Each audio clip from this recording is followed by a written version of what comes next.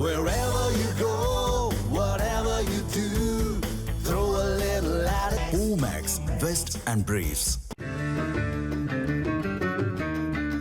சர்வதேச அரங்கில் எப்போதும் மனிதாபிமானத்திற்கும் அமைதிக்கும் இந்தியா தொடர்ந்து குரல் கொடுத்து வருகிறது. இந்நிலையில் இஸ்ரேல் தொடுத்த போரின் காரணமாக பாலஸ்தீனத்தின் மருத்துவ கட்டமைப்பு முற்றிலும் நிலைகுலைந்துள்ளது.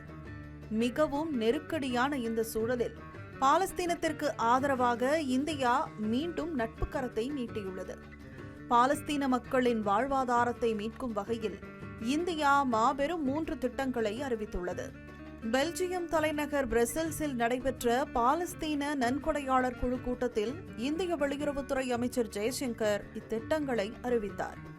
2017ஆம் ஆண்டு பிரதமர் நரேந்திர மோடி அளித்த வாக்குறுதியின் அடிப்படையில் பாலஸ்தீனத்தின் மேற்கு கரையில் உள்ள ஜெனின் நகரில் பிரம்மாண்டமான சிறப்பு மருத்துவமனையை அமைக்க இந்தியா உறுதியளித்துள்ளது. காசா மீதான தொடர் தாக்குதலில் சுமார் 5000 முதல் 6000 பாலஸ்தீனர்கள் தங்கள் உடல் உறுப்புகளை இழந்துள்ளனர். அவர்களுக்கு தன்னம்பிக்கை அளிக்கும் வகையில் அங்கு செயற்கை உறுப்பு பொருத்தும் மையம் நிறுவப்படும் எனவும் இந்தியா அறிவித்துள்ளது. இதன் மூலம் ஆயிரக்கணக்கான பாலஸ்தீனர்கள் மறுவாழ்வு பெற உள்ளனர்.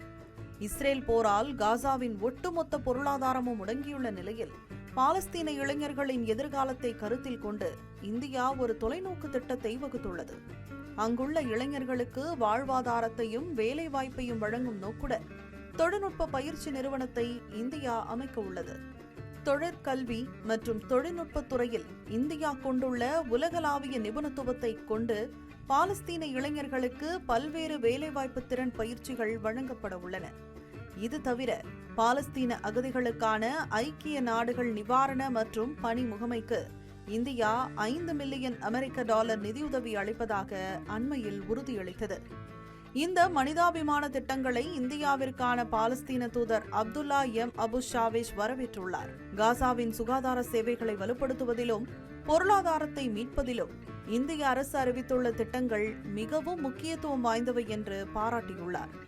போர் சூழலில் ஆயுதங்களை வழங்காமல் பாலஸ்தீன மக்களின் வாழ்வை மீட்டெடுக்கும் மிகப்பெரிய திட்டங்களை அறிவித்திருப்பது உலக அரங்கில் இந்தியாவின் நன்மதிப்பை மேலும் உயர்த்தியுள்ளது. தமிழ் ஜனம் சேனலை சப்ஸ்கிரைப் பண்ணாம பார்த்துட்டு இருந்தீங்கன்னா மறக்காம சப்ஸ்கிரைப் பண்ணிடுங்க. தமிழ் ஜனம் சேனலை சப்ஸ்கிரைப் பண்ணாம பார்த்துட்டு இருந்தீங்கன்னா மறக்காம சப்ஸ்கிரைப் பண்ணிடுங்க.